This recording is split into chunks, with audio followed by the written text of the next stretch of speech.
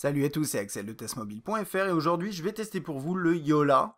Alors on peut l'appeler le Yola Phone si vous voulez, mais son vrai nom, son petit nom, c'est le Yola tout simplement. Alors Yola c'est le nom de l'entreprise également, donc c'est le premier smartphone par cette entreprise. Juste pour vous donner un tout petit peu de contexte pour ceux qui n'ont pas trop suivi, Yola qu'est-ce que c'est finalement en deux mots? Il y aura, bon, je vais pas aller dans les détails, hein, vraiment, il y aura sûrement des trucs qui seront un peu flous, mais concrètement, vous vous rappelez, je pense, de tout ce qui est MaIMO, Migo. Concrètement, il y a eu MaIMO, ensuite toute la team MaIMO a rejoint Intel. Enfin, ça s'est mergé, on va dire, fusionné avec Intel. Ils ont créé Moblin, on n'a pas vu vraiment de grand chose pour mobile. Finalement, ça a été renommé en Migo. Migo, on connaît avec le N9 par exemple. Et puis après, ils ont un petit peu arrêté quand même le projet. Et la plupart des personnes qui bossaient dans la team de Migo chez Nokia sont partis chez Yola. Et on crée Yola surtout. Alors après, donc il y a beaucoup de gens de chez Nokia, mais il y a surtout l'esprit Migo qu'on retrouve dans ce terminal. Et d'ailleurs, c'est un smartphone en dessous qui est basé sur un OS qui s'appelle Selfish OS et qui est Linux, qui est basé sur Linux, mais qui au-delà de ça utilise et les applications natives sont développées avec Qt ou QML ou HTML5. Enfin bref, ça fait beaucoup penser à tout ce qui est N9, MaIMO, N900, enfin bref, tout ce petit écosystème. Juste pour finir cette intro, je souhaitais simplement remercier Nicolas de jolafr.org qui m'a envoyé le terminal puisque j'avais quelques difficultés à obtenir l'appareil de la part de Yola directement. On a la jolie petite boîte, on va la déballer très rapidement. Hop, on peut pousser par le petit trou. C'est super pratique. On a un petit guide, alors là c'est en anglais, je sais pas s'il y a du français, mais bon, c'est pas bien compliqué. Non, c'est en anglais et en finnois. Voilà. Et ensuite, vous avez le câble USB, micro USB, classique, c'est une petite notice en plus. Un bloc chargeur, je crois pas donc qu'il y ait d'écouteurs. Après, ouais, non, il n'y a pas d'écouteurs. Tout était comme ça. Hop, je vais mettre ça sur le côté. Non, la boîte qui glisse. Ok, on va passer sur l'appareil. Je vais essayer de faire vite. Mais comme d'habitude, sur ces terminaux où on a un OS nouveau, eh bien, c'est assez excitant. Et puis d'ailleurs, par rapport à ça, moi, quand je l'avais vu au MWC, j'avais trouvé ça assez sympa. Vous avez peut-être vu ma vidéo de prise en main. Alors, on va commencer par les spécifications du terminal. Donc le Yola, c'est un appareil qui tourne sous Selfish OS. Alors ici, dans sa version 10.5.19, bon 10.5, c'est la toute dernière mise à jour.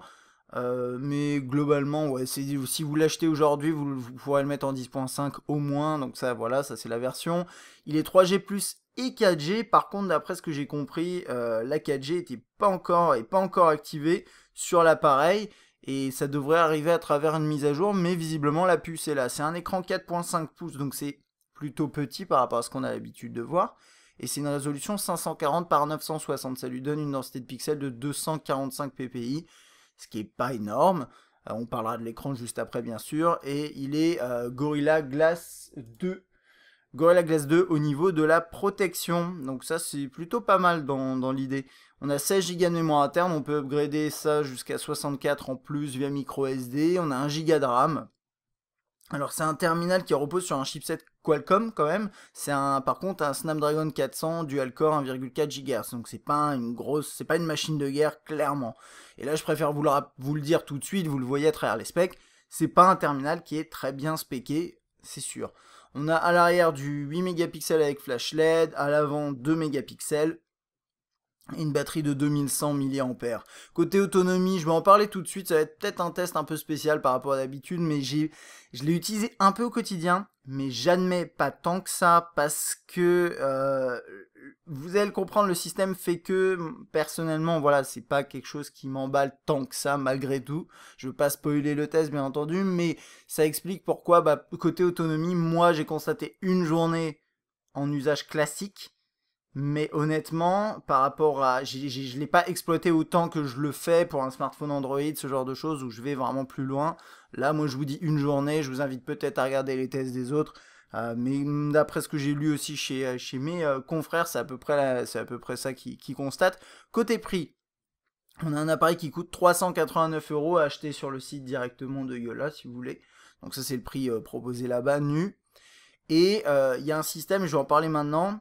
Cette coque arrière en fait elle est amovible. Ça s'appelle la deuxième moitié, enfin l'autre moitié on va dire, the other half. Alors cette deuxième moitié, elle ressemble à ça ici, dans le cas présent. Elle s'enlève, je vous ai pas mis la face de pour l'enlever, parce que concrètement c'est un peu compliqué. L'idéal c'est de commencer par un coin, après attaquer l'autre et tirer délicatement, mais voilà, on a l'impression qu'on va tout casser. Je voulais pas vous montrer ça au cas où un accident se produisait. Alors, cette coque arrière, c'est pas juste une coque arrière, en fait, c'est une coque qui... donc, vous en avez une de base, et vous pouvez l'acheter en plusieurs couleurs à la base, donc là, c'est la blanche, et ça va déterminer... Enfin, ça, c'est le... Vraiment, à la racine du système, c'est ça. Ça permet de déterminer un ensemble de thèmes. Donc là, par exemple, c'est un thème blanc, et ça va mettre un thème sur le terminal de base, ça va l'activer. Et après, si vous en achetez d'autres, vous pouvez avoir d'autres thèmes. Ce qui est un peu particulier quand même dans le système, c'est que cette petite chose, ça coûte 29 € si vous voulez en acheter d'autres couleurs, pour bénéficier d'un revêtement différent et d'autres thèmes derrière. Je trouve ça un peu exagéré, mais après, ce qu'il faut imaginer, et ça c'est un autre truc, c'est pour ça aussi que je vous ai enlevé ça, c'est que ici, vous avez des petits connecteurs. Alors normalement, c'est à ça qu'il doit se connecter, il me semble, si je me trompe pas. Là, je sais pas si ça se connecte. Mais en tout cas, là, à mon avis, ça se connecte en NFC avec ça, pour transmettre les infos. Mais ils ont prévu un système de connecteur ici. Apparemment, ça s'appelle I2C, mais j'admets ça, je connais pas. Qui permettrait potentiellement d'avoir une deuxième coque arrière qui permette de faire plus que ça. Par exemple, pourquoi pas un clavier, on en a vu d'ailleurs au MWC, il y avait un prototype qui traînait, mais ça c'était pas, il comptait pas le vendre, et je crois même que c'était même pas chez Yola que ça venait, je sais plus. Mais il y avait un système comme ça, mais vous pourriez imaginer à terme une coque arrière, c'est un clavier glissant comme sur N97 par exemple, et vous le connectez là, et puis ça glisse, et ça permet de taper du texte, ce genre de truc. Et à l'arrière, on a un système ingénieux, alors je trouve, pour la SIM ici, vous voyez, c'est un petit truc en caoutchouc qui s'enlève, et pour pouvoir mettre la SIM sans avoir à enlever la batterie. C'est plutôt bien fait. Et là, c'est pour la micro SD. Vous pouvez changer ça sans avoir à enlever la batterie. Par contre, je crois quand même un petit reboot est nécessaire. Là, je ne veux pas dire de bêtises. Et quand vous la mettez, vous entendez ça se clipse vachement bien. Preuve que c'est bien accroché. Alors, bon, on va passer au design de l'appareil. Il est plutôt épuré de face. Comme vous pouvez le constater, il n'y a même pas de logo visible là comme ça. Il y en a juste un sur le dessus. Je vais vous montrer ça après. Là-haut, on a la sortie, la sortie audio, la caméra frontale 2 mégapixels. Ensuite, on a l'écran 4.5 pouces. Notez quand même que les bordures sont assez balèzes par rapport à ce qu'on a l'habitude de voir. Et on a un écran qui est, vous voyez, légèrement arrondi ici sur les angles. C'est plutôt sympa, ça rend bien. Mais c'est vrai que voilà, par rapport à l'aspect fin des bordures, c'est pas vraiment ça. En bas, on n'a rien. Vous verrez que dans l'interface, tout se fait de manière tactile. C'est très axé tactile et c'est comme sur un N9 à peu près, dans l'idée en tout cas. Tranche droite, bouton on-off verrouillé, déverrouillé, touche de volume. Alors, c'est des boutons qui sont faciles d'accès. On peut accéder directement comme ça avec le pouce. Ils sont plutôt de bonne qualité. Après, parfois ils font des petits bruits, mais voilà, il n'y a rien de grave. Mais ils sont bien placés, je trouve que c'est pas trop mal. On n'a rien en dessous. Là par là, alors ici on a le haut-parleur, ici on a l'entrée pour tout ce qui est micro. On dirait comme ça qu'il y a double parleur. Non, c'est pas ça. Vous le verrez quand je ferai le test de haut-parleur, j'essaierai de vous montrer. Mais quand on bouge là, ici, il n'y a plus de son et ça fait rien sortir du tout. C'est juste pour garder une symétrie. Côté gauche, rien à signaler. C'est vrai que quand on le regarde comme ça, on a, en plus avec cet aspect design, vous voyez où c'est découpé sur les côtés, on pourrait se dire, ça c'est amovible, ça peut glisser, il y a un clavier, il y a quelque chose, oui potentiellement, mais pas dans l'état. Et sur le haut, on a tout ce qui est jack, micro USB, ça c'est un second micro, l'autre est en bas bien sûr, et le petit logo Yola, je vais vous le montrer parce qu'il est discret, il y en a un à l'arrière aussi me semble, ouais, encore plus discret. Voilà. J'aime bien l'idée de la jouer soft au niveau des logos, c'est plutôt chouette. Et puis là, dans sa coque blanche, immaculée, en mat, ça rend bien. On a l'optique ici, le flash, et un petit logo Yola qui se cache là. Vous voyez. très discret, donc la marque est pas trop mise en avant.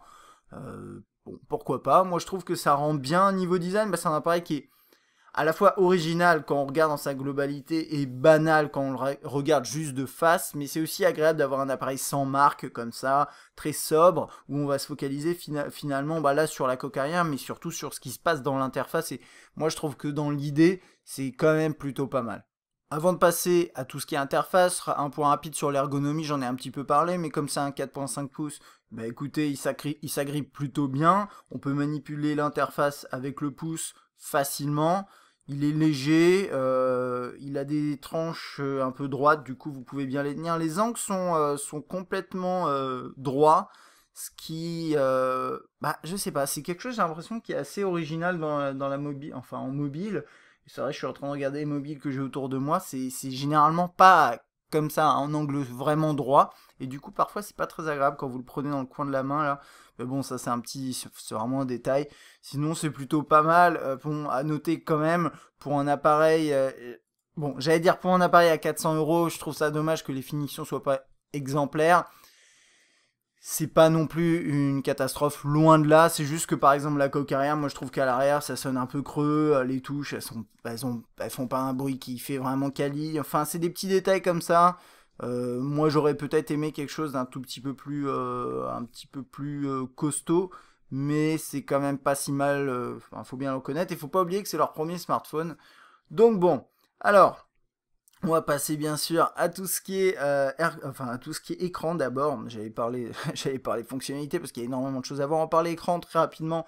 Bon, je vous ai dit, hein, c'est du 540 par 960. Ça fait une densité de pixels qui est pas élevée, enfin qui est pas élevée, qui est pas aussi élevée que ce qu'on a l'habitude de tester, hein. Et en dessous de 300, et concrètement ce que ça signifie, c'est que vous allez pouvoir vraiment voir, c'est surtout au niveau des textes, hein, et moi je pense que vous le voyez là. Bien on a l'impression que qu'on voit les pixels au niveau des textes. Regardez par exemple Twitter, le W, vous voyez les diagonales, c'est pas très clair, et à l'œil nu c'est quand même pas très agréable, j'admets, c'est pas un truc qui m'emballe tant que ça. Je pense que voilà, ça aurait été quand même sympa d'avoir une résolution au moins 700, enfin ouais, j'allais dire 720p, mais oui, ouais, c'est du 720, ou en tout cas globalement une densité de pixels plus élevée. Il n'y a pas vraiment de là-dessus, je m'attendais pas à grand chose niveau résolution à en parler, mais faire un effort là-dessus pour avoir un affichage un peu plus dense. Côté écran à proprement parler, moi ce que j'ai constaté c'est que les angles de vue étaient pas si mal, ça va dépendre de ce que vous regardez. Là je trouve que ça rend pas mal, ça tire un peu sur les jaunes, là peut-être un peu plus sur les bleus. Je vais vous mettre une image, vous allez voir. Hop, voilà.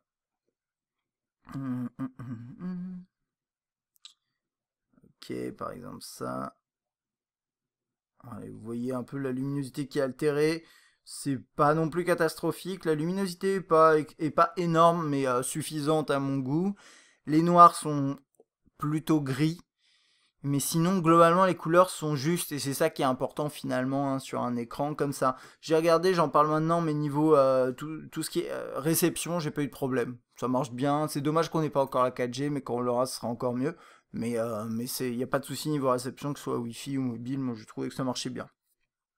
Bon, alors comment ça marche cette petite bête? Je vais la poser là. Et on va rentrer dans le vif du sujet. Vous avez le système de double tap, c'est quelque chose que vous aviez déjà sur le N9. Je vais sûrement faire des parallèles avec le N9. Au final, ça n'a absolument rien à voir. Donc voilà, c'est le seul peut-être parallèle que je vais faire, mais c'est vrai que vous aviez des trucs comme ça. Et ça, c'est une fonctionnalité finalement qu'on a vue la première fois, si je ne me trompe pas, sur le N9. Donc c'est normal qu'on la retrouve sur ce terminal. On rentre ensuite dans l'interface, où on a, je vais essayer de vous montrer la plupart des gestes qu'il y a. Il y a plusieurs gestes principaux, et d'ailleurs peut-être la bonne idée c'est de vous montrer le didacticiel parce qu'il est bien foutu et il est, je pense, nécessaire. Donc concrètement, apprenez les machins, ok, très bien. Alors, premier truc à voir, c'est que vous pouvez revenir en arrière. Vous voyez les petits points là, il y a des points, ça veut dire que vous pouvez aller en avant et en arrière dans certaines applications. Donc c'est des petits points lumineux, ça permet de faire ça. Ensuite, vous pouvez réduire une application en faisant comme ça. Donc là, vous pouvez le faire ou pas le faire. Si vous prolongez votre geste, ça va la réduire. Hop. Et sinon, sinon ça ne le fait pas. Il y a juste un truc à savoir, c'est que ces tuiles multitâches, finalement, c'est aussi des espèces de widgets. Par exemple, là, je suis sur le lecteur musical. si je le prends et que je peux le glisser sur le côté là, et ben ça va me faire lecture. Si je le glisse de l'autre côté, ça me fait suivant. C'est ce genre de petits trucs. On l'a pas partout, hein. Je sais pas, là non. Là, on peut lancer la recherche. Oups. Là, on peut lancer un texto. Je viens de le lancer. Il y a un truc à savoir aussi, si vous faites ça, ça verrouille l'écran. Hein. Voilà. Ok. On va retourner dans le didacticiel. Glisser lentement vers le bas. Alors, ça, c'est d'ici à peu près, enfin, ou de là, hein, mais pas de tout en haut. Vous accédez à un petit menu. C'est l'endroit où se trouve en fait le menu des actions principales et d'autres choses également. Et dedans, là, par exemple, il va bon, ça c'est juste pour me dire qu'il faut que je sélectionne une option. Quand vous glissez, en fait, ça fait clic, clic, clic, ça fait un petit bruit, une vibration pour vous indiquer que vous êtes sur telle option. Donc, on va faire, je sais pas, peu importe, je sais pas ce qu'ils veulent. Voilà, ça. Ouvrir et fermer la vue événement, ça c'est une sorte de tiroir des notifications, plus ou moins. Vous le tirez du bas comme ça. Voilà, ça marche comme ça. Et là, on a les notifications, on peut appuyer dessus pour les fermer ou rester appuyé. Faire supprimer pour la supprimer dans 5 secondes. J'ai personnellement pas compris l'utilité de cette fonction, mais pourquoi pas. Voilà. Et dernier conseil, bravo, profitez maintenant, bref, voilà. Ok, donc ça c'est en 2 mots comment ça marche. Maintenant, voilà, c'est hop, bon là, ouais, j'étais en mode paysage. D'ailleurs, par rapport à ça, alors je voulais vous le montrer tout de suite. Oui, c'est relatif au mode paysage, etc. Donc là, par exemple, ça va me lancer ça. Si je suis sur le côté dans ce sens-là, voilà, faut le lancer par là, hein, c'est relatif à ça. Donc là, si je veux la minimiser, il faut passer par ici. Bon, c'est des petits trucs à... Mais normalement, vous l'avez sur le côté, donc c'est pas un problème. Ok. Ensuite, vous pouvez, je crois, ouais, fermer une application de cette façon-là. Il y a quoi d'autre? Là, quand vous êtes ici, il n'y a rien. Bon, il y a les applications qui sont ici. L'écran, là, quand vous le défilez de cette façon-là, vous avez quelques raccourcis en fait en accès rapide. Vous en avez quelques-uns qui se trouvent en bas ici, mais ça c'est autre chose. Quand vous faites ça, vous avez réglage, caméra, téléphone, désactiver les sons. Donc ça veut dire concrètement, je sais pas si on peut... Non. Vous faites double tap plus ça comme ça. Si vous êtes dans la poche, potentiellement vous pouvez vous fier aux vibrations pour lancer rapidement la caméra. Je sais pas, j'ai pas essayé de le faire à l'usage, c'est pas impossible que ça marche. Mais bon, voilà. Ok, donc ça c'est le multitâche. Ici, on a les applications dans le dock à cet endroit-là. Et là, on a toutes les applications un peu en vrac, finalement. Toutes les applications installées. Alors, il y a un truc à savoir, et ça c'est la grosse particularité, une des particularités de cet appareil, c'est que l'OS permet de faire fonctionner des applications Android. Je reviendrai là-dessus un peu plus tard. Vous verrez que sur le papier, c'est génial. Dans les faits, ça marche pas aussi bien qu'on l'espérerait. Donc je vais m'attarder surtout sur les applications natives. Et puis bien sûr, on regardera un petit peu Android ce que ça vaut. C'est important. On va commencer par tout ce qui est téléphonie. Par rapport à l'interface, je vous ai fait une petite intro, mais vous allez voir tout au long du test, je vais vous en parler et vous expliquer ce que j'en pense. Alors par exemple ici, voilà, je lance tout ce qui est téléphonie. Et ça paraît vide. En fait, vous avez d'abord la liste des derniers... en fait, c'est le journal des appels en premier. Et quand vous défilez vers le bas, vous avez appelé contact, entrée numéro de téléphone. Donc par exemple, vous faites entrée numéro de téléphone, vous commencez à entrer un numéro de téléphone, et vous avez le numéro qui s'affiche. C'est un peu spécial, c'est vrai qu'on a l'habitude de, par exemple, trouver directement le pavé comme ça. Mais regardez, si par exemple je ferme l'application et que je le relance, on se retrouve encore là-dessus. Donc moi j'aurais bien aimé par défaut qu'il nous affiche le pavé de composition déjà là, avec les derniers appels derrière. Pas forcément. Est-ce que ça sert à quelque chose d'avoir toute la liste des derniers appels? Peut-être parce que ça vous permet d'appeler rapidement une personne, mais bon, je ne sais pas. Et après vous défilez comme ça et vous avez appelé contact, etc. Donc ça c'est très succinct finalement. Donc on va revenir en arrière. Et je vais passer dans les contacts qui sont juste ici. Alors les contacts, ça va dépendre de ce que vous avez listé dans votre terminal. Vous pouvez avoir plusieurs comptes que vous pouvez déterminer. Là, pareil, vous avez des options, ajouter contact, afficher la recherche. Et vous appuyez sur les lettres, vous avez des contacts qui s'affichent. Je vais pas... allez hop, je vais aller sur un contact, voilà. Là, vous avez une fiche et en fait, il n'y a pas d'intégration sociale. Ça, c'est pas non plus une surprise. Vous pouvez revenir en arrière comme ça. Hein. Voilà, vous avez vu, à partir du moment où il y a des points, vous pouvez le faire. Et peut-être s'il n'y en a pas, je sais pas, non, normalement c'est que ça, c'est que s'il y a les points. Vous pouvez rajouter une photo si vous voulez. Et vous voyez, à chaque fois, ça rajoute une option, donc vous revenez en arrière de cette façon-là. Par contre, bah, ça fait partie des trucs, et vous allez le voir tout au long du test, mais imaginons que voilà, je suis là-dedans, je veux revenir sur le côté, faites pas un mouvement trop rapide, parce que vous aurez peut-être tendance à faire ça, pour faire un mouvement sur le côté. Et c'est vrai que le fait d'avoir le swipe sur le côté qui revienne, qui le mettent, pardon, en tâche de fond, enfin qui minimise l'application, parfois c'est un peu déroutant. Donc bon, il faut s'y faire juste. Allez, je vais prendre cette image, renier. Comment ça marche pour renier? J'ai jamais essayé. Accepter, ok. Très bien, et puis là vous pouvez appeler, envoyer un SMS, ce genre de choses. C'est assez limité finalement, mais ça fait le boulot. Hop, on va rentrer dans tout ce qui est texto. Alors là, il m'avait mis en paysage, je ne sais pas pourquoi. Donc par exemple là, alors là j'ai un texto qui vient de quelqu'un, bon ça marche comme ça s'affiche de cette façon là, c'est plutôt propre, c'est toujours pareil hein, l'interface, et le thème par contre va changer quand même l'aspect du truc. Vous faites nouveau message, vous avez vu avec le geste, et ensuite ici vous pouvez mettre un contact, voilà, plusieurs contacts, et par défaut il y a écrit salut Lucienne, mais vous l'envoyez pas le message, et ensuite vous avez le mode AZERTY qui est là, il n'y a pas de souci. Et vous pouvez taper salut les amis, ça. Bon là il m'a pas mis la cédille. Ça, non, la cédille il connaît pas. Ça je sais pas pourquoi il la connaît pas. C'est le genre de truc, on va aller voir après dans les paramètres, je vous montrerai les options qu'il y a. Bon ça va bien, hop. Moi je trouve le clavier est pas mal fait. Mais il y a pas mal de petits trucs qui manquent. Donc vous avez vu, niveau correction, c'est pas encore au top. Mais je trouve que c'est pas si mal que ça. Après le truc c'est comme il tourne pas réellement sous Android, c'est un peu compliqué. Vous pouvez pas installer par exemple SwiftKey et utiliser SwiftKey comme application par défaut, parce que il peut pas mixer du Sailfish avec un bout d'interface Android. Bah, en tout cas pour l'instant, je sais pas si c'est prévu, mais en tout cas il peut pas. Et là vous voyez c'est un SMS et vous pouvez pas mettre de pièces jointes, donc vous pouvez pas créer de MMS.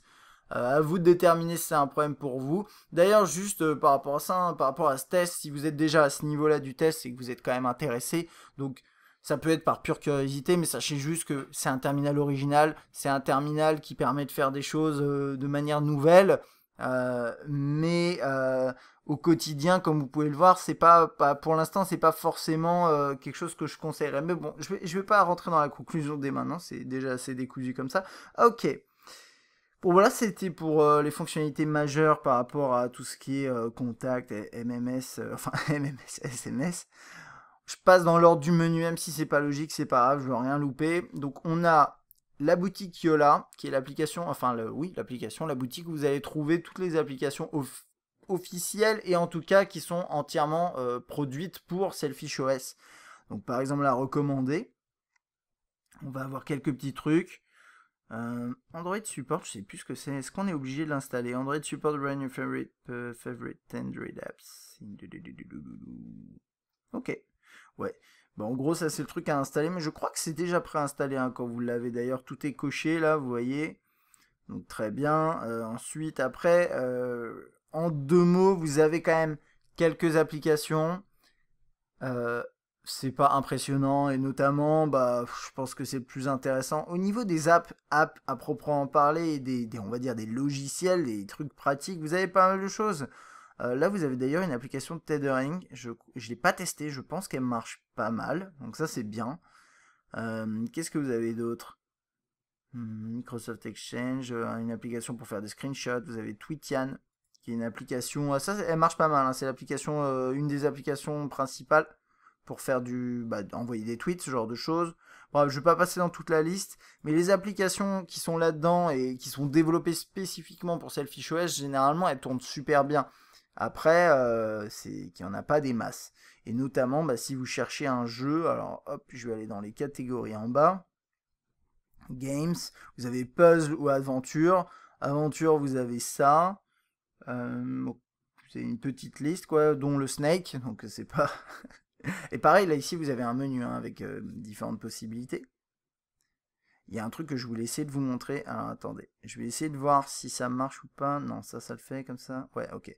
Il y a des endroits où, en fait, pour faire les retours en arrière, faut pas appuyer. Par exemple, vous allez le voir dans la galerie. Et ça, c'est à prendre en compte. Et ensuite, là, vous avez tout ce qui est puzzle. Vous en avez quelques-uns, mais bon, c'est des sudoku, des trucs comme ça. Donc, côté jeu, concrètement, si vous êtes un gamer, oubliez tout de suite, puisque vous allez le voir. Je vais peut-être d'ailleurs passer à tout ce qui est... Oh non, on va faire dans l'ordre, mais tout ce qui est jeu, là j'en ai quelques-uns installés, bah, vous allez voir qu'il y en a à peine la moitié qui fonctionnent réellement. La galerie, très épurée, vous avez photo, vidéo. Alors ambiance, c'est pour les ambiances du terminal, hein. Vous pouvez changer le fond d'écran, ce genre de truc. Voilà, typiquement, là, pour revenir en arrière, moi je trouvais que c'était pas... Attendez. Non, là, ça va. Ok. On va voir ça. Ah oui, il y a juste un truc qui m'a un peu déçu, c'est photo, vidéo. Alors, peut-être que je me trompe, mais j'ai drag and droppé en copiant, enfin, en connectant, pardon, le Yola à mon PC. J'ai drag and drop un dossier complet avec dedans de la musique, des vidéos, des photos. Et en fait, il les a pas détectés. Et il a fallu que j'aille prendre individuellement chaque fichier et que j'aille le mettre dans le dossier préenregistré qui s'appelle photo, vidéo, musique. Et je trouve ça complètement abusé. Je sais pas si c'est quelque chose qui est tout le temps, qui est comme ça réellement. Il y a peut-être un truc, je les reboot, ça n'a rien changé. Enfin bon, bref. Donc voilà, donc là dans photo, j'ai mes photos capturées avec l'appareil. J'ai aussi d'autres photos, bien entendu. Qu'on a regardé un petit peu. Enfin, on les a pas regardées tout à l'heure pour l'écran, mais je vous ai parlé déjà un peu de l'écran. Et la galerie, bah, c'est très simple, hein, ça marche comme ça. Vous défilez, vous rentrez dans une photo. Alors, soit vous l'affichez comme ça, vous pouvez bien sûr le mettre de côté, soit vous appuyez une fois dedans, une fois dessus, et vous avez des options. Donc, par exemple, Bluetooth, partage, email, MMS, SMS. Et c'est ici où, en fait, pour revenir en arrière, bah, bien sûr, oups, voilà, typiquement. Donc là, je défile dans les images. Ah oui, c'est vrai. Mais ça, c'est un réflexe, désolé, mais c'est le réflexe de quand on défile dans les images, bah, prendre un petit peu du bout, quoi. Et ça, c'est honnêtement, moi, c'est une des interactions que je trouve vraiment pas facile à appréhender. Et quand vous appuyez dessus, ensuite, pour revenir en arrière, faut faire comme ça. Donc, moi, ce que j'ai compris, du coup, c'est qu'une fois que vous avez lancé une image, si vous voulez revenir dans la galerie, si vous faites ça, ça marche pas. Si vous faites ça, ça marche pas. Si vous faites ça, il se passe rien. D'ailleurs, je regardais, j'étais en train de regarder.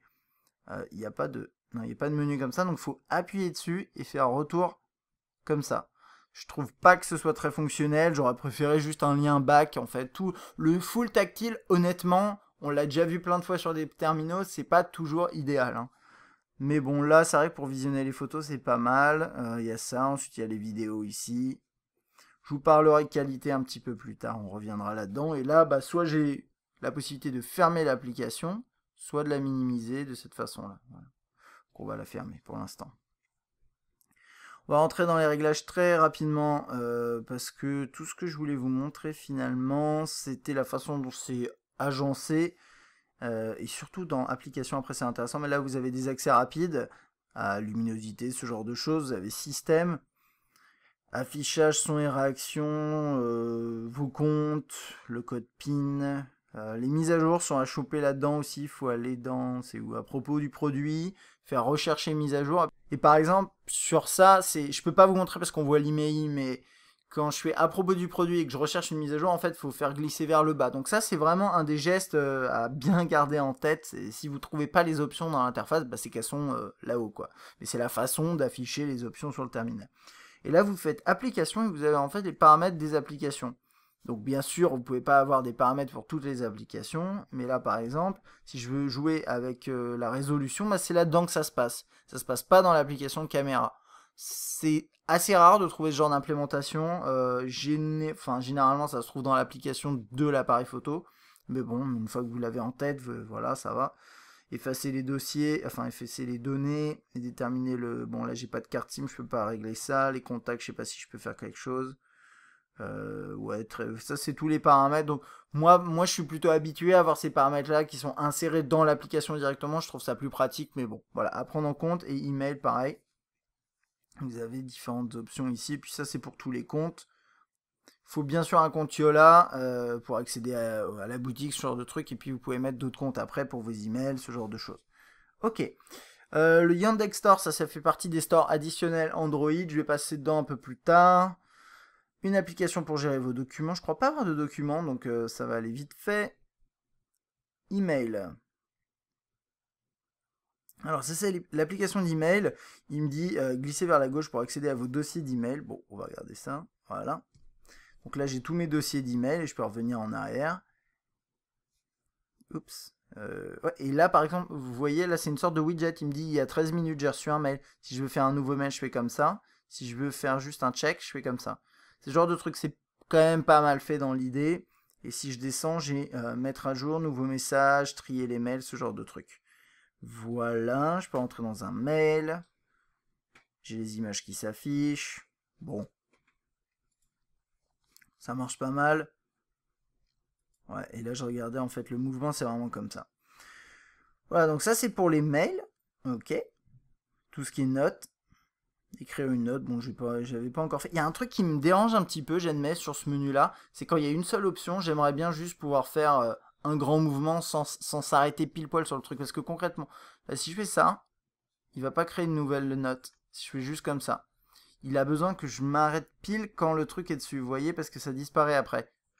Et ça, je trouve que c'est un peu dommage parce que, enfin, là, en l'occurrence, j'ai qu'une action à faire. Donc, moi, j'aimerais bien pouvoir faire ça et créer une note. Ça me paraît bien. Enfin, ça me paraît logique. Bon, enfin, bon.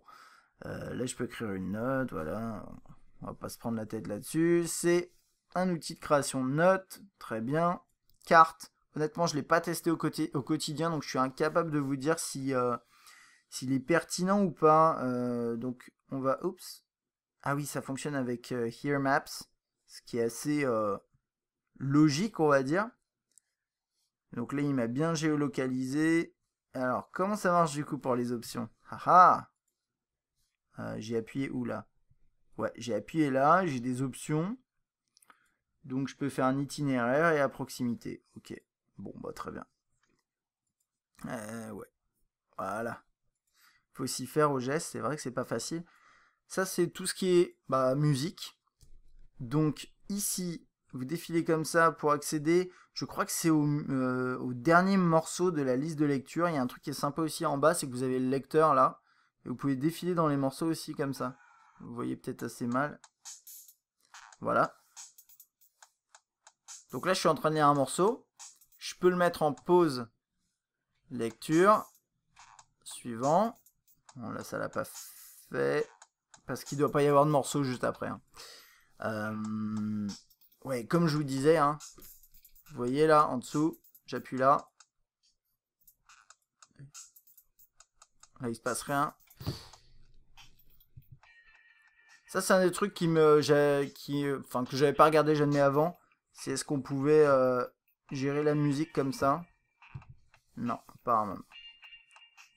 Ok, voilà. Donc ça, c'est pour tout ce qui est gestion en dehors du lecteur.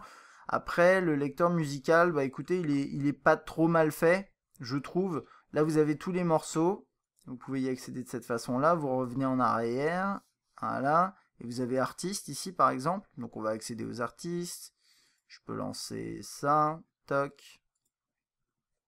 Donc, les morceaux qui s'affichent là avec la durée. Voilà. Ici, on a quelques options. Donc, mode répétition, ce genre de truc. On peut créer une nouvelle liste de lecture. Enfin, c'est assez bien foutu. Il n'y a pas d'interface où vous avez que le lecteur. En fait, mais ça me paraît assez bien. Enfin, ça me paraît logique finalement. Vous n'avez pas forcément besoin d'avoir la pochette en grand, ce genre de choses. On peut défiler rapidement dans le morceau. On peut switcher de cette façon-là. Que dire de plus? Je vais parler rapidement de la qualité du haut-parleur. Le volume, bien sûr.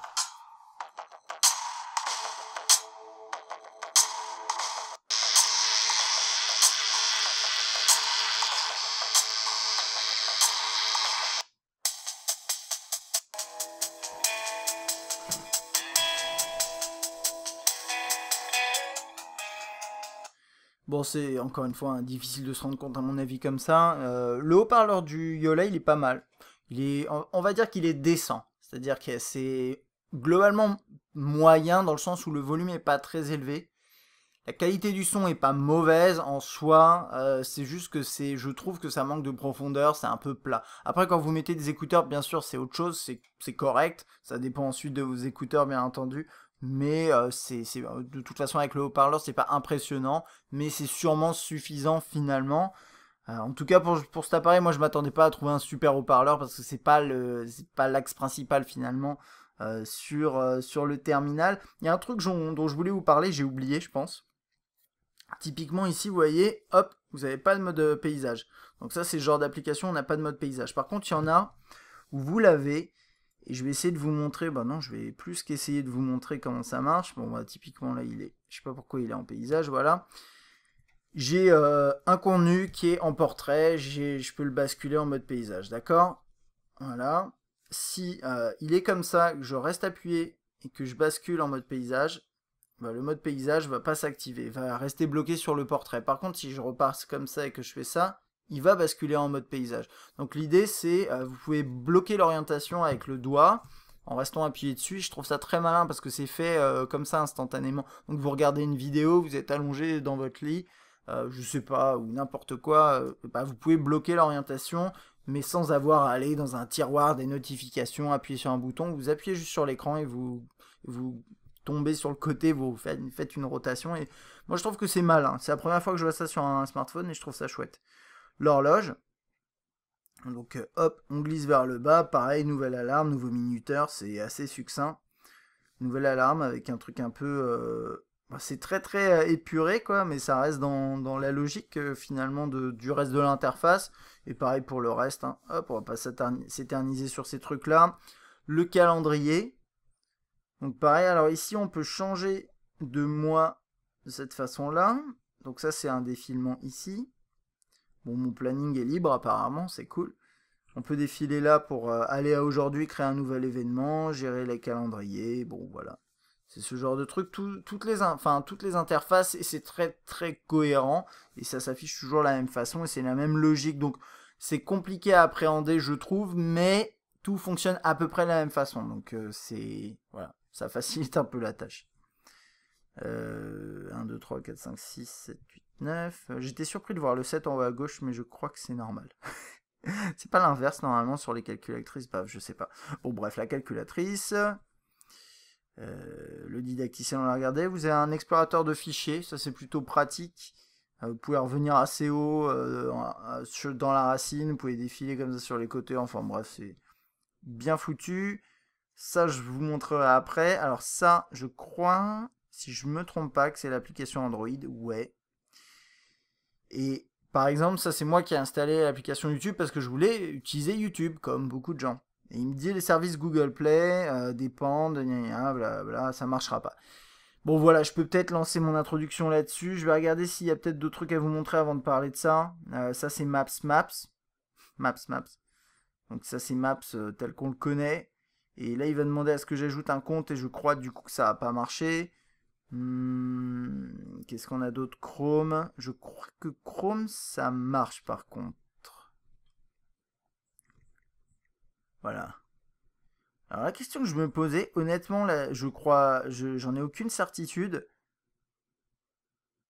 Est-ce que Internet marche là? Je suis connecté en Wi-Fi normalement. Ouais, j'avais un léger doute, je l'avais testé, je sais plus si ça marchait. Et là, bah, quand on lance une application Android, je vais revenir là-dedans un petit peu après. Je veux pas. Ah, c'est vrai que là, du coup, faut normalement. Ouais, comme ça. Ok. On va passer maintenant au web. Donc là, je suis dans le navigateur. J'ai fait une recherche sur Google. Ça marche assez bien. Ça passe rapidement en mode full screen. Alors là-dessus, bien sûr, enfin, c'est un peu compliqué d'avoir le geste comme ça, puisque bah, quand vous défilez dans une page, vous avez besoin de ce geste-là. Vous pouvez bien sûr la minimiser comme ça et la fermer normalement comme ça, ouais, voilà. Là, vous avez toujours ça et un système d'onglets. Bon, c'est assez classique. La barre de chargement en bas, je trouve ça assez élégant, c'est bien fait.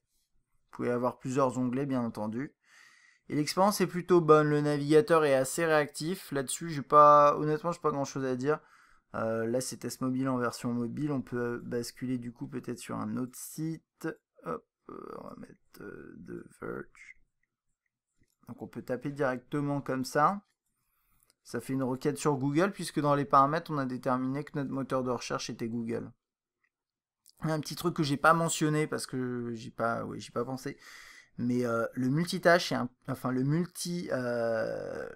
multi-point là, multi-zoom, je sais plus comment on l'appelle, multi-touch, pardon, est un peu bizarre. Et on va regarder si c'est valable sur le web. En tout cas, je l'ai constaté dans la galerie. On va attendre que la page charge, voilà. Donc, ok. Donc là, je suis sur le web.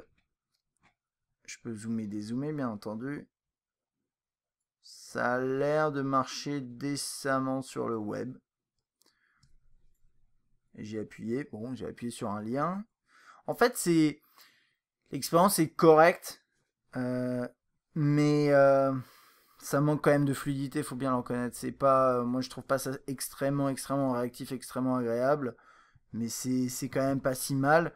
Le double tap pour zoomer fonctionne pas. Là, vous voyez, il était en train de galérer, donc bon. Voilà, l'expérience web, honnêtement, elle est pas transcendante. Et je vais vous montrer du coup le truc dont je vous parlais juste avant, parce que enfin, ça m'a assez marqué, donc comment j'avais fait ça? En fait, on peut défiler. Waouh, je crois que c'est que en mode paysage. C'est peut-être ça le truc. Voilà, déjà, en fait, il y a des trucs comme ça qui se passent. Alors là, ça a l'air de marcher plutôt pas mal. Mais parfois, vous zoomez, dézoomez,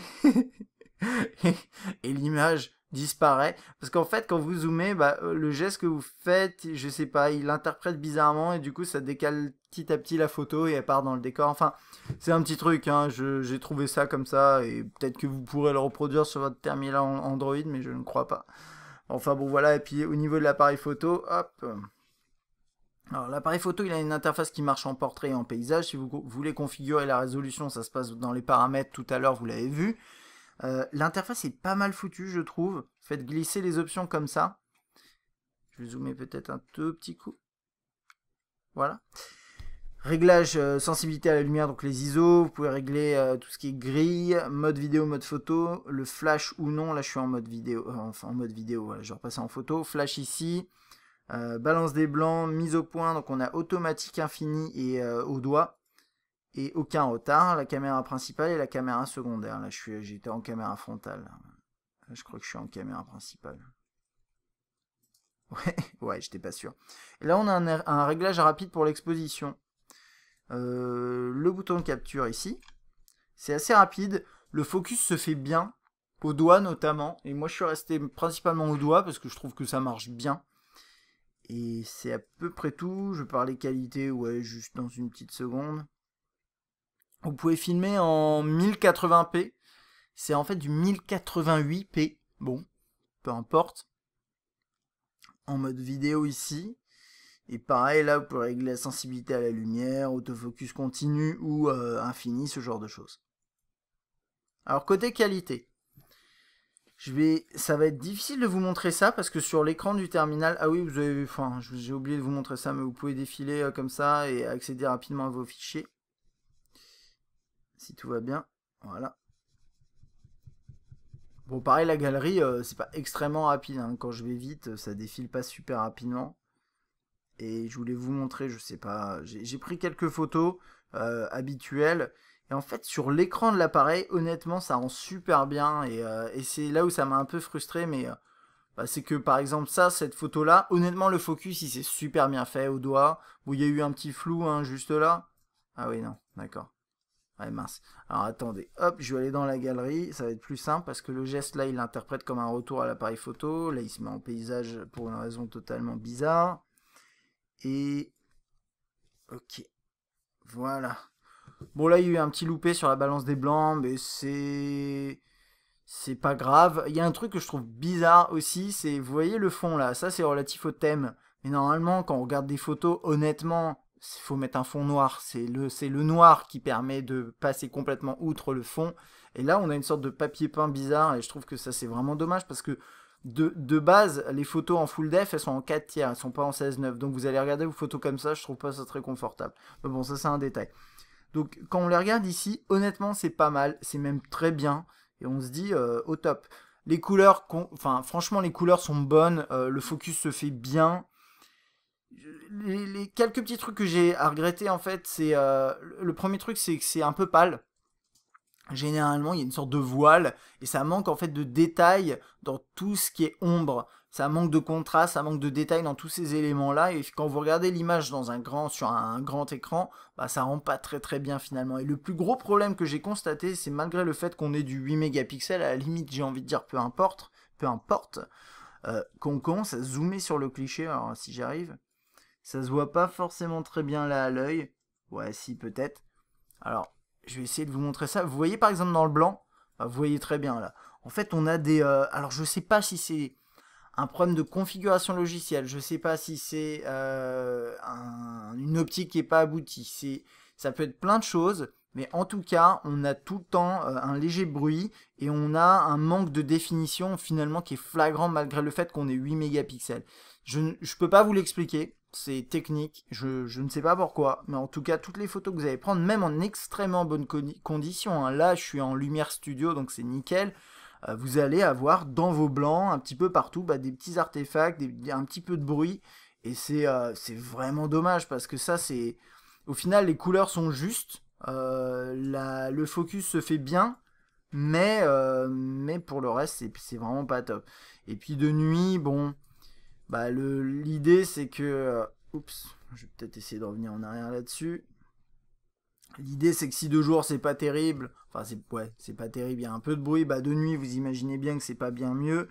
Et donc je vais essayer de vous montrer ça sur mes clichés à moi. Ah, je les ai supprimés, je les ai... Ah non, non. Bah, non, en fait ils sont ici. Voilà, excusez-moi. Je sais pas ce que j'ai fait, j'ai sectionné une photo. Ok, ouais, en fait c'est ça. Bah oui, parce que quand vous défilez jusqu'en bas, ça va faire le truc. Voilà.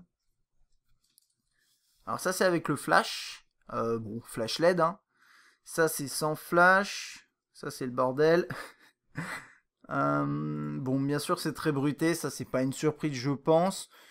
Mais le focus se fait pas mal, c'est vrai que c'est très sombre. Et en fait, il y a un tout petit truc, c'est quand... Bon, en photo, moi je trouve que de nuit, il s'en sort quand même décemment. C'est comme la plupart des autres smartphones, il y a du bruit, bah oui, mais comme souvent.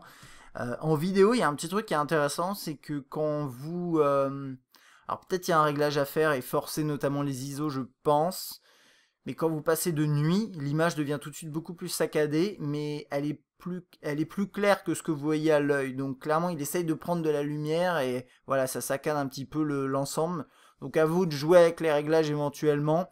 Mais ça fait que le rendu est pas si mauvais, mais c'est juste que si vous bougez, bah, c'est pas terrible quoi. Donc il y a des traînées de lumière, ce genre de truc, donc c'est vraiment pas top. Je vous invite à regarder d'ailleurs les échantillons qui qui sont à mon avis déjà sur YouTube. Ok, donc ça c'était pour la partie qualité photo et vidéo. Je pense qu'on a fait à peu près le tour. Alors, ce qu'il faut mentionner maintenant, c'est toute la partie Android.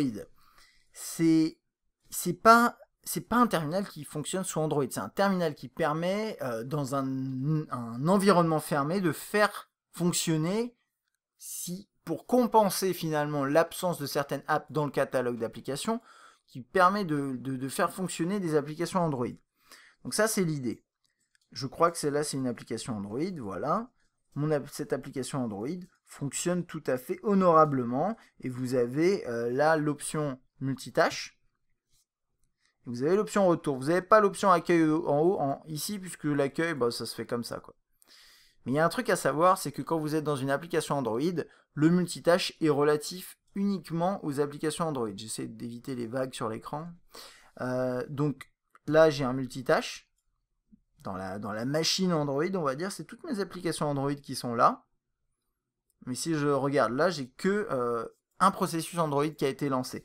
Si je vais ici et que j'en lance un autre, bon, il y a une toutou, j'ai réussi à le faire marcher. Normalement, alors attendez, j'attends qu'elle se lance, voilà. Hein, elle a planté ou elle est là justement? Non, elle est là. Voilà, on n'a qu'une application Android. En fait, c'est un processus Android en gros. Et ensuite, après, vous avez le multitâche là-dedans. Donc c'est un peu étrange. Je crois qu'avec une mise à jour, ça va être changé ça. Mais je ne sais pas quand. Ça, c'est la première chose à dire. L'application Android, bah, ça marche pas, à voir. Vous pouvez les télécharger avec le Yandex Store, qui est un store russe, où il faut un compte, et moi j'ai pas créé de compte. J'utilise One Mobile Market, qui est pas mal. C'est bon, c'est une application un peu, ça fait un peu cheap avec les pubs, etc. Mais bon, ça passe quand même. Et vous avez pas mal d'applications, vous pouvez les installer. Enfin, vous les téléchargez, ensuite vous les installez. Ça vous demande est-ce que vous voulez les installer. Et après, c'est parti, quoi. Ça marche plutôt pas mal. Je vous conseille d'utiliser celui-là. Et après, une fois que les applications sont installées, vous pouvez tout installer, il n'y a pas de souci. Vous pouvez installer n'importe quel APK. La question, c'est est-ce que ça va marcher. Alors vous avez vu par exemple avec YouTube, on a un message qui dit bah c'est pas bon parce que t'as pas les services Google Play. J'ai installé sur Yola, la boutique Yola, les services Google Play. Enfin, il y a un truc qui s'appelle Google Play, je sais plus où c'était, mais ça changerait en fait. Ou bien si vous allez même sur One Mobile Market et que vous installez les services Play Store, il y a un truc comme ça, Google qui s'appelle comme ça changera absolument rien, ça marchera toujours pas. Donc voilà, ça c'est un fait. Si vous voulez aller sur YouTube, il va falloir soit utiliser une application spéciale qui est sur la boutique, soit utiliser l'application, enfin l'interface mobile. Et puis après, eh bien par exemple, Twitter, vous avez vu, ça marche. Temple Run, ça met un peu de temps à charger, mais ça fonctionne. Et c'est assez fluide. C'est un jeu qui est pas très lourd, hein, moyennant quoi. Mais je vais vous montrer ça rapidos. Ça marche bien. Voilà.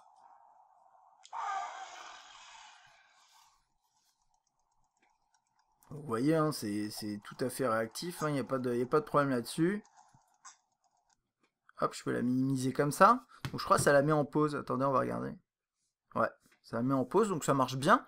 Donc ça, c'est pour un jeu genre Temple Run. Et donc je me suis dit, oh, c'est cool. On va essayer avec des jeux un peu plus balèzes. Les jeux balèzes, c'est pas terrible. Je me rappelle plus ce que ça donne avec Logikimo, j'ai essayé comme ça. Ouais, je crois que c'est. Voilà, il y a pas mal d'applications Android qui fonctionnent. Hein. Et là, j'ai fermé tout le truc Android. Et d'ailleurs, il y a un truc que je me demandais, c'est est-ce qu'on récupère le multitâche. Ouais. Bon. Je sais pas exactement comment ça marche cette affaire. Ensuite, là, j'ai un Farm Heroes. Je crois que lui marche pas. Il me semble. S'il arrive à se lancer, je sais plus. J'en ai essayé différents. Bon, lui, il veut pas, par exemple, alors que c'est pas un gros jeu. Ça, a priori, ça a vraiment rien à voir. J'ai Asphalt ici. Et voilà, et il me dit typiquement, c'est intéressant, vous n'avez pas de compte Google Play enregistré, veuillez en ajouter un et réessayer. Alors peut-être qu'à terme ça changera, peut-être qu'on pourra faire ça et faire fonctionner toutes ces applications qui demandent d'accéder à Google Play, mais en attendant c'est un petit peu compliqué. Ça c'est Real Racing. Lui, je crois qu'il va planter à un moment, ou bien je l'avais mis à télécharger, et en fait, ça prenait 3 décennies, du coup, je l'ai arrêté. Celui-là, peut-être qu'il marche. Honnêtement, je ne suis pas allé jusqu'au bout, parce que le téléchargement était trop long. Lui, il marche pas. Lui, il plante direct, il me semble. Ouais, voilà. Bon, voilà, c'est ce genre de truc, donc faut pas faire, faut faire attention. Quand vous lisez le Yola, enfin Selfish, ça permet de faire tourner les applications Android. Oui et non, ça fait pas tourner toutes les applications Android pour l'instant. Je sais pas s'ils ont prévu de faire quelque chose qui permette de le faire. Eux, à mon avis, ils ont plutôt envie de dire on a nos applications natives, elles sont mieux, vous devriez les utiliser. En attendant de remplir le catalogue, utilisez les équivalents Android. Et en soi, bah pourquoi pas? Parce que sur le principe, c'est pas mauvais comme idée. Mais c'est juste que là, dans l'état, il y a quand même pas grand chose qui marche. Google Maps, ça marche pas. Tout ce qui est relatif, tout ce qui a besoin des services Google, ça marche pas. Et il y a plein d'applications, on s'en rend pas compte, qui vont quand même chercher une connexion à un service Google, et dans ce cas-là, ça marchera pas. Donc c'est ce genre de petits trucs. Et d'ailleurs, bon, c'est juste comme ça pour info, j'ai pas pu calculer du coup les performances du terminal dans des benches, parce que ça passe par la machine Android, et honnêtement, c'est pas fiable quoi. Enfin, 13 000, c'est super bas comme score, à mon avis, il est quand même un peu meilleur que ça, je sais pas. Hein. Mais si je regarde la barre là, il me dit quoi? Il me dit qu'il est en dessous d'un S3. Bah écoutez, pourquoi pas, mais en tout cas, en passant par l'émulation Android, je veux bien, mais en brut, c'est très compliqué de le calculer là à ce stade. Moi, en tout cas, ce que j'ai vu niveau performance, et vu qu'on va parler performance maintenant, c'est que dans l'interface, ça va, mais clairement, ça vaut pas mieux qu'un smartphone moyenne gamme sous Android, je trouve. Voilà, pour l'instant c'est mon avis, c'est du moyenne gamme sous Android, ça a les specs d'un moyenne gamme sous Android, et moi je pensais que Selfish ça permettait d'avoir un peu plus de fluidité justement, c'était l'avantage, bah finalement non pas vraiment, alors peut-être ça va s'améliorer avec les mises à jour, mais ça je ne sais pas. Côté autonomie, j'en ai déjà parlé au début, vous avez une journée à peu près. Et donc, concrètement, bon, j'ai terminé mon test, c'était un petit peu décousu, mais c'est un appareil qui est très particulier. Donc je vérifie vite fait ma liste. Donc on a parlé design, ergo, tout ça, ok, c'est bon. Ouais, ok, c'est à peu près bon. Donc ce qu'il y a à dire là-dessus, c'est que c'est pas le smartphone de tout le monde. Vous l'avez compris, c'est un smartphone qui est... C'est limite, c'est une bêta quoi. C'est comme quand... quand on a vu un N900 entre les mains, eh bien, il y a des trucs qui marchaient super bien, il y a des trucs bien là-dedans, hein, et il y a des trucs qui sont pas terribles, et voilà, on essaye d'innover de différentes façons, et c'est pas toujours facile d'innover, il faut bien le reconnaître. Derrière, c'est une petite boîte qui bosse là-dessus, et je trouve quand même qu'ils ont fait un bon... Il y a une logique qui est bonne derrière, il y a du boulot qui est fait, c'est clair, on peut pas le nier. Maintenant, à ce stade, est-ce que je vous le conseillerais comme mobile du quotidien si vous n'êtes pas un gros geek? Non. Par contre, si vous aimez avoir, par exemple, deux smartphones, un smartphone un peu plus fonctionnel, on va dire, au quotidien, et à côté, un truc un peu alternatif, qui pourrait... qui vous fait tout simplement plaisir au quotidien parce que vous utilisez quelque chose de différent, bah pourquoi pas, mais là, il faut avoir le budget, mais moi, je pense pas que ce soit des... Enfin, c'est clairement pas un smartphone grand public, mais ça, ils le disent pas. Hein. Enfin, je veux dire, ils se présentent pas comme une entreprise qui fait des smartphones grand public. C'est un mobile qui est facile à utiliser quand même. Il y a un côté intuitif avec le tactile, mais finalement, ça reste assez niche. De par le manque d'applications, de par toutes les différentes façons d'utiliser le smartphone. Et honnêtement, enfin, l'interface moi je la trouve pas super esthétique. Je trouve que ces systèmes de menus, et bon là c'est peut-être avec le thème que j'aime, mais enfin, par exemple, non cet écran là il est pas trop moche. Par exemple ça, je suis désolé, c'est pas très joli, c'est trop épuré je trouve. Enfin je sais pas, c'est peut-être une question d'habitude, mais là par exemple je vous disais, j'aimerais bien avoir le compositeur enfin l'outil de composition de numéros. Ce système de menu là, j'adhère à moitié, je sais pas, je le trouve bien et à la fois compliqué à utiliser. Enfin, c'est des petits trucs comme ça. Tous les gestes, c'est pas mal, mais ça peut rentrer ça peut poser des soucis quand vous faites des défilements un peu trop rapidement. Ça demande un temps d'adaptation, un temps d'apprentissage, et c'est vrai que c'est toujours un peu frustrant. Je pense que 400 € pour ce terminal, honnêtement, c'est vraiment dédié à un marché de niche parce que c'est trop cher pour ce que c'est. Pour l'instant, c'est trop cher pour ce que c'est. Et les coques arrière à 30 €, je trouve ça aussi trop cher pour ce que c'est derrière. Après, bien sûr, il y a un potentiel qui est énorme derrière. Si Android ça marche mieux, s'ils améliorent les performances, si, ouais. Mais pour l'instant, c'est pas vraiment ça. Il y a autre chose à savoir, c'est que il y a des mises à jour quasiment tous les mois. Donc tous les mois, l'appareil s'améliore. Alors ça, c'est bien. Mais est-ce qu'il faut compter sur les mises à jour pour se dire je l'achète ou je l'achète pas? Je sais pas. Moi, je pense que à ce stade, mieux vaut attendre un peu. On pense à d'autres expériences de ce type, hein, qui ont été lancées. Alors là, on n'est pas chez Nokia, bien entendu, mais quand on a vu ce qui s'est passé à tous ceux qui ont acheté des N900 et tous ceux qui ont acheté des N9, ils étaient emballés au début, et puis après ils ont commencé à râler parce qu'il n'y avait rien qui arrivait sur leur smartphone. Alors oui, là on parle de quelque chose de différent, il y a une nouvelle équipe, il y a des gens motivés, etc. derrière, et ils sortent des mises à jour tout le temps, donc on espère que ça va se développer, mais bon, faut croiser les doigts. Et pour faire quand même un dernier parallèle, parce que je ne l'ai pas fait du coup, beaucoup, mais avec le N9, honnêtement, je trouve que c'est beaucoup moins agréable à utiliser qu'un N9, mais vraiment. Le N9, il avait ce côté fin, ce côté, d'ailleurs je dois l'avoir dans mon tiroir, mais il doit être enfoui, mais il avait un côté, l'écran bombé, beaucoup plus quali, moins plastique. C'était le premier en polycarbonate, il y avait le double tap, il y avait une interface tactile, mais avec un bel écran pour le coup. Il y avait, certes, pas beaucoup d'applications, mais il y avait quand même quelques petits trucs, et moi je trouvais que le N9, il avait beaucoup plus de charme que celui-ci, malheureusement. Et voilà, ça c'est mon avis. En tout cas, bon, n'hésitez pas à donner votre avis dans les commentaires. Je sais pas si vous allez l'acheter, si vous l'avez éventuellement, n'hésitez vraiment pas à donner votre avis, ce que vous pensez du terminal, si j'ai oublié des trucs, s'il y a des trucs où je me suis planté, vraiment n'hésitez pas à laisser un commentaire. Enfin, c'est là pour ça. De toute façon, en tout cas, j'espère que ce test du Yola, le premier téléphone Yola, vous a plu. Si c'est le cas, n'hésitez pas à mettre un petit like, à vous abonner. Enfin, vous connaissez la chanson. Puis moi, je vous dis à bientôt.